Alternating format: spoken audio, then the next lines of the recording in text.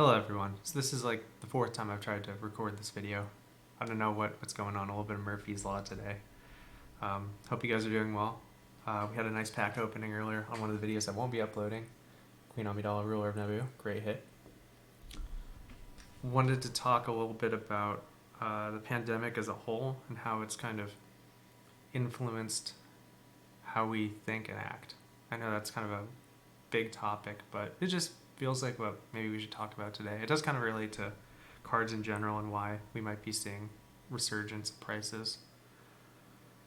Yeah, how's your life been over the last couple of years since the pandemic began? It's hard to believe it's been almost, like 18 months since everything just kind of got flipped on its head as far as life in the 21st century. It's crazy times to be alive, am I right? Yeah, one of the interesting developments I think has been, well, of course, yeah, the kind of toppling of what were almost sacred structures that we built up over the past few decades, and people just kind of got sick of them and were like, well, maybe we can live without these, right? Because certain aspects of our lives have almost, we've made them, and then in some way they almost became alive in and of themselves and have almost enslaved us. And I know that's kind of, maybe that's strong wording, but it's how I kind of feel, right? Like lots of people, it's not just about money. I mean, it is about money, but like with jobs, they can't leave their job, not just because it's a source of money, but because other things like, say, health insurance are tied to it. So it's not just like you could quit your job. Although we've tried to alleviate this a little bit with, I believe, Obamacare, some of the other ways that you can get insurance without an employer, but the whole system is just, I don't think there's anybody who really thinks the system is amazing, right? People will blame, Obama, or people will blame like companies or whatever, but I don't think anyone will just be like, yeah, it's great as it is. Like this is just amazing, right? But yeah, people are trying to find their own way, and maybe I'm biased in saying that because I kind of wish that um, there was a way that was just a little bit more fluid and flexible, right? Because like I think people enjoy doing their work, right? But I enjoy doing my work, but I just don't like feeling like I'm a little bit of a slave, Like I don't mind doing it, but it's almost like, well, you're here and you just have to keep doing it, right? You can't really leave. Like you can leave, but it's not really like it's not really free, if that makes sense. Like you have a job and it's not like you can just like come and go whenever you please. Like, okay, I'm ready to do some work, I'll do some work, and then I'm ready to leave, and then you just leave. Like people kind of, the way it kind of used to be, just out of necessity, like before the internet and phones and all that sort of stuff. You go to work, you go home, and well, you can't really work when you're at home. Like there's no way to reach you.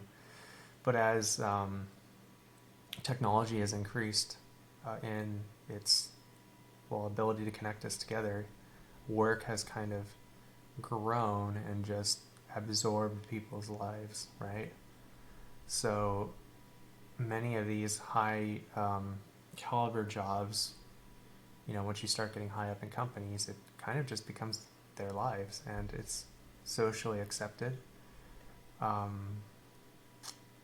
mean, if some people, if that's what they like, I mean, more power to them. I just don't know if it's healthy, right? Like, has this ever been, like, is this kind of new in human history? Like, have people always been, this tied to their jobs? Like, certainly there's some people who are just wired that way, but it's not just people who are like, single and just have to worry about themselves. Like, if they have nothing else to do, why not?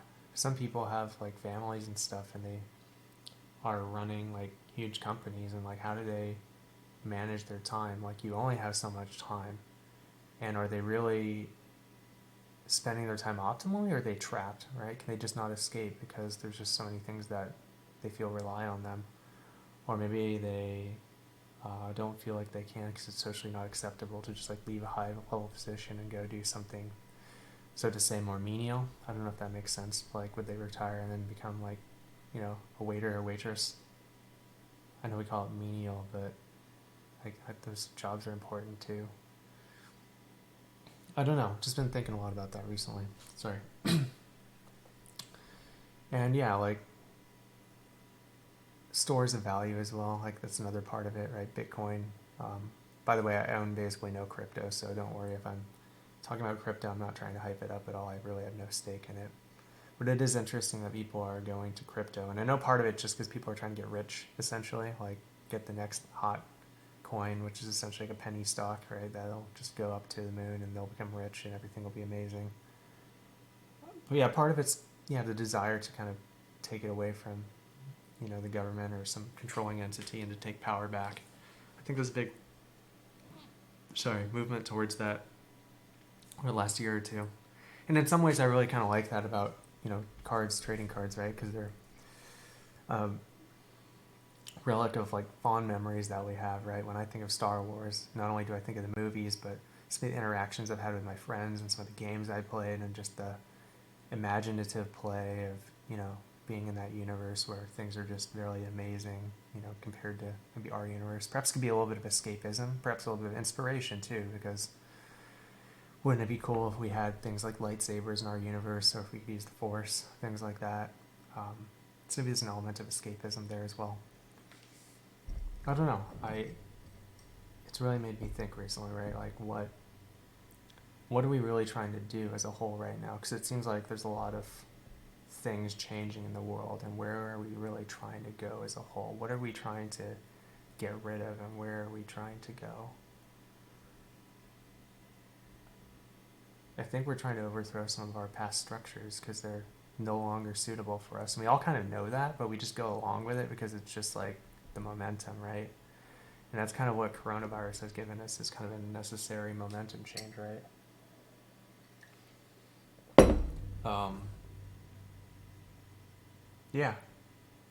Yeah, pretty much. Yeah,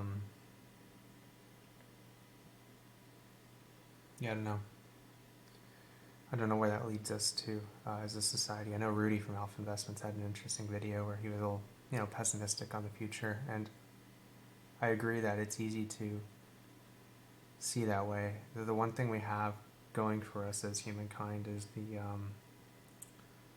I guess you could call it the myth of progress, but we lots of times pull a rabbit out of a hat and we just do something that we, meaning humankind as a whole, do something that couldn't really have been predicted beforehand. And I'm hoping that's the case here.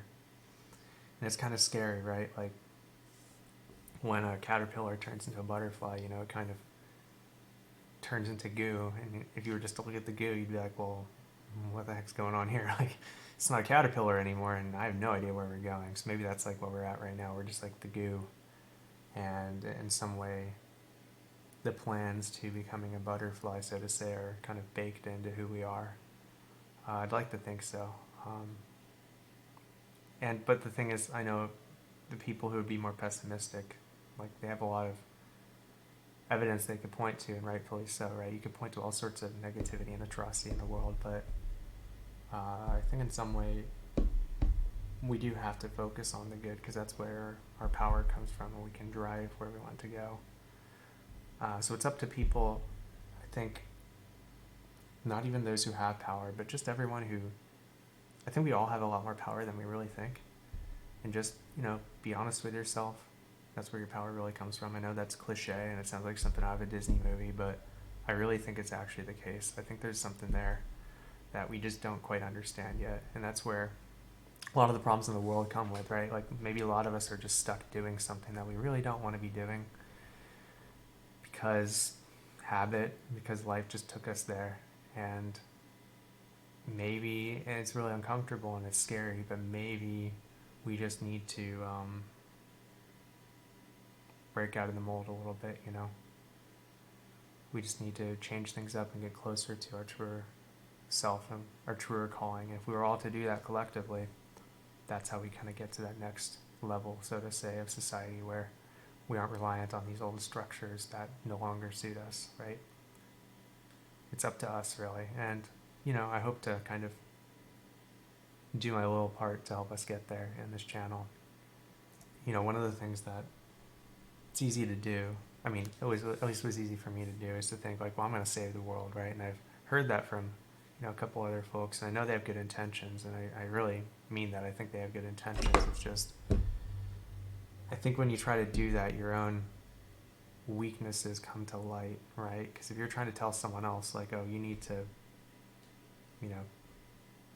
do this or do that, someone can easily point that back around at you and be like, well, hey, like, who are you to tell me that I need to do something? Like, you got all these problems of your own, and they're right. You know, they're right. So then what do you really do if you can't tell anyone else to do something? Well, you just work on yourself. Yeah, simple, really. A lot of us have things we can work on, and it's hard, you know. Some of those things are buried deep, and we don't even know they're there. It's like they're programs that drive our actions every day, and other people can see them sometimes, or at least they can see the effects of them. They may not be able to tell what exactly the programs are, but they can feel the kind of drive in them, if you will, right? And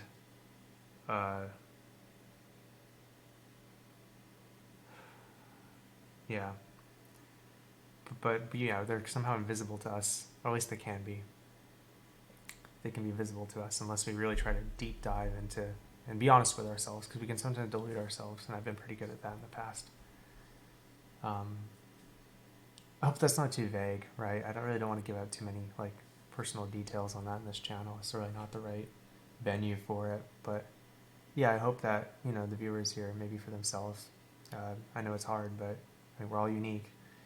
You know, you guys probably have your own things in the past that maybe, you know, and I'm not saying you have to like relive all the painful memories. That's not quite right. It's more like, how have those memories maybe shaped you in a way that you have avoided